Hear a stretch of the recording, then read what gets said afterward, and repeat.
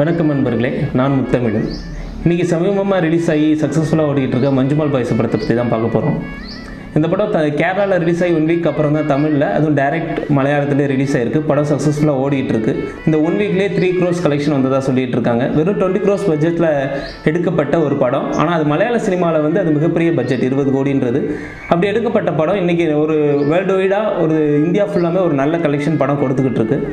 இந்த படத்தை பற்றி பார்க்குறதுக்கு முன்னாடி நம்ம இந்த படத்தோட ஒரு பேக்ரவுண்ட் லேயராகவும் படம் ஃபுல்லாக ட்ராவல் ஆகிற ஒரு கேரக்டராகவும் இருக்கிற குணா படத்தை பற்றி ஒரு சின்ன ரீகேப் பார்ப்போம். 1991 தீபாவளி ரிலீஸ் ஆன குணா படம் வந்து தளபதி படத்தோட அந்த டைமில் மோதிச்சு.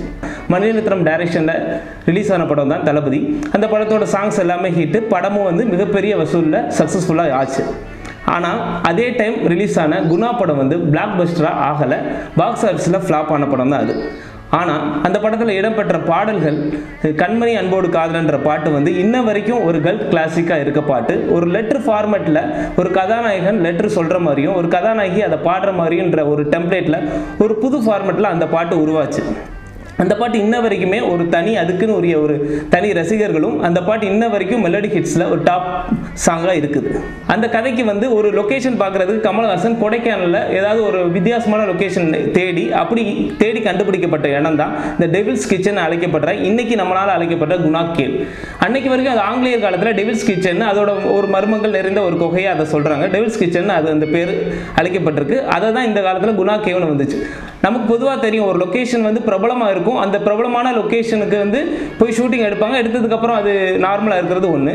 ஆனால் ஒரு லொக்கேஷன் ஒரு சினிமா ஷூட்டிங் நடந்ததுக்கப்புறம் அது டூரிஸ்ட் ஸ்பாட்டாக மாறினதுன்றது வந்து நம்ம கமல்ஹாசன் சார் எடுத்த இந்த குணா படத்தில் தான் நடந்துச்சு. அது இன்ன வரைக்கும் கொடைக்கானலோட சுற்றுலாத்துறையும் சரி மக்களாலையும் இன்ன வரைக்கும் குணா கேவ்னு அழைக்கப்படுறது. அந்த குணா படத்தில் அதுவும் இந்த கண்மணி அன்போடு காதலன்ற பாட்டுக்கு அப்புறம் தான் அந்த இடம் வந்து அந்த லொக்கேஷன் வந்து குணா கேவ்னு தொடர்ந்து அழைக்கப்படுது. அந்த பெருமை வந்து கமல்ஹாசன் சாருக்கு மட்டும்தான் சாரும். மஞ்சுமல் பாய்ஸ் வந்து ஒரு செட் ஆஃப் பாய்ஸ், மஞ்சுமல் பாய்ஸ்ன்ற அந்த பாய்ஸ் வந்து ஒரு ட்ரிப்புக்காக கொடைக்கானலுக்கு எல்லாரும் போகிறாங்க. அந்த போகிற இடத்துல ரெஸ்ட்ரிக்டட் ஏரியாவான இந்த குணா கேவுக்குள்ளே போகிறாங்க. அதில் நண்பர்களில் அதில் ஒரு நண்பர் யதார்த்தமாக ஒரு குழிக்குள்ளே விழுந்து மாட்டிக்கிறாரு. அவர் உயிர் பிழைத்தாரா, அவரை வந்து காப்பாற்றினார்களா சக நண்பர்கள்ன்றதான் இந்த படத்தோட ஒன்லைன் ஸ்டோரி. ஆனால் அது எந்த அளவுக்கு யதார்த்தமாக பதட்டத்தோட ஒரு த்ரில்லராக கொண்டு வர முடியுமோ அவ்வளோ அழகாக டைரக்டர் சிதம்பரம் கொண்டு வந்திருக்காங்க. இந்த படத்தோட பெரிய ப்ளஸ்ஸாக நமக்கு தெரிகிறது வந்து படத்தோட ஆர்ட் டைரக்ஷன்னா குணா கேவுக்கு வந்து இப்போ வந்து ஒரு ரெஸ்ட்ரிக்டட் ஏரியா, அந்த படத்துக்குள்ளே டைரக்ஷன் டீம் உள்ளே போக முடியாதனால ஸ்பெஷல் பர்மிஷனோட அதோட அவுட்லுக் எப்படி இருக்குன்றதை மட்டும் ஃபோட்டோ எடுத்து முற்றிலும் கேரளாலே அதுக்கான செட்டை போட்டு எடுக்கப்பட்டது அந்த குணா கேவ். அது நமக்கு ரொம்ப யதார்த்தமாக படம் நடுக்க அது ஒரு செட்டாகவே தெரியாத அளவுக்கு ரொம்ப யதார்த்தமாக நமக்கு அந்த படத்தை காமிச்சிருக்காங்க. ஆர்ட் டைரக்ஷன் படத்தோட பெரிய ப்ளஸ். அதை தாண்டி கேமராமேன் வந்து இந்த படத்தில் நீங்கள் கொடைக்கானலோட அந்த அழகான ஒரு இதையும் அழகான எழிலையும் அதே சமயத்தில் குணா கேவோட மர்மத்தையும் அதுக்குள்ளே நமக்குள்ளே பதற்றத்தையும் கேமரா ஒர்க்கில் சூப்பராக கொண்டு வந்திருக்காங்க. அதுவும் படத்தோட முக்கிய ப்ளஸ். 2006 மஞ்சுமல் பாய்ஸ் இதே மாதிரி ஒரு சம்பவம் குணா கேவ்ல நடந்த ஒரு உண்மையான சம்பவத்தின் தழுவலாக தான் இந்த படம் மஞ்சுமல் பாய்ஸ்னு எடுக்கப்பட்டிருக்கு. உண்மை கதை எடுக்கும்போது அதில் உள்ள ஒரு சில உண்மையான விஷயங்களை நேரடியாக சொல்ல முடியாது. ஒரு போலீஸ் ஸ்டேஷனில் நடக்கிற விஷயங்களாலும் சரி, அதை விட உண்மைக்கு மிக அருகில் இருந்து படமாக்கப்பட்டு ரொம்ப யதார்த்தமாக அந்த படத்தை கொண்டு வந்து சேர்த்திருக்காங்க. நமக்கு இதில் நடித்த எல்லா கேரக்டருமே அந்த யதார்த்தத்தோட ஒற்றி ஒரு நண்பர்களாக அவங்க அழுகிற சீனுனாலும் சரி, அந்த ஆரம்ப காட்சிகளில் வரப்ப அந்த படத்தோட யதார்த்தமும் அந்த படத்தில் வந்து நண்பர்கள் ரொம்ப யதார்த்தமாக அவங்க நடந்துக்கிறதும் நமக்கு வந்து அது மலையாள சினிமாவுக்குன்னே உரித்தான ஒரு விஷயமா இருந்தது. படம் ரொம்ப யதார்த்தமாக ஆரம்பிச்சு அதுக்கப்புறம் த்ரில்லராக வந்தாலும் எந்த இடத்துலையும் யதார்த்தம் மீறாமல் ரொம்ப யதார்த்தமாக அந்த படம் அமைஞ்சிருக்கு.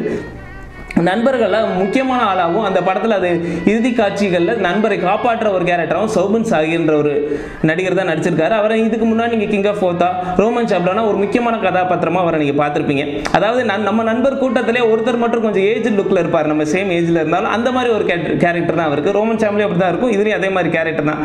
படம் ரொம்ப பரபரப்பாக ஒரு த்ரில் பயத்தோடு போயிட்டு இருக்கும்போது கூட இடையில நீங்கள் தான்ப்பா மூத்தவராக தெரியுறீங்க, நீங்கள் பார்த்து சொல்லுங்கன்றப்ப நம்மளை மீறி ஒரு சிரிப்பு வந்துக்கிட்டே இருக்குது.